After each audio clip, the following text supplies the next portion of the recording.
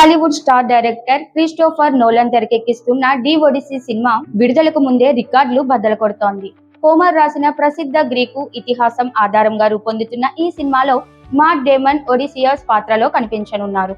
తన ప్రమాదకరమైన ప్రయాణం తర్వాత ఇంటికి భార్య పాత్రలో నటిస్తున్న యాన్ హతావే కుమారుడిగా కనిపించనున్న టామ్ హాలండ్ వద్దకు చేరుకునే కథగా ఈ సినిమా తెరకెక్కుతోంది. జెండయా, లుపిటా న్యోంగో, చార్లీస్ థెరాన్, జాన్ బర్నేతల్ వంటి భారీ తారాగణం ఈ సినిమాలో భాగమైంది. దాదాపు $250 మిలియన్ భారీ బడ్జెట్ తో పూర్తిగా ఐమాక్స్ ఫిలింపై చిత్రీకరించిన ఈ మూవీపై భారీ అంచనాలు నెలకొన్నాయి. విడుదలకు ముందే గ్రీస్ లో ఈ సినిమాకు ప్రీ సేల్స్ భారీగా నమోదయ్యాయి. దేశవ్యాప్తంగా 35,000 నుంచి 40,000 వరకు టికెట్లు అమ్ముడైనట్లు సమాచారం. ఎథెన్స్ లోని విలేజ్ థియేటర్స్ ఐమాక్స్ రెవెన్యూ పరంగా ప్రపంచవ్యాప్తంగా 26వ స్థానంలో నిలవడం విశేషం.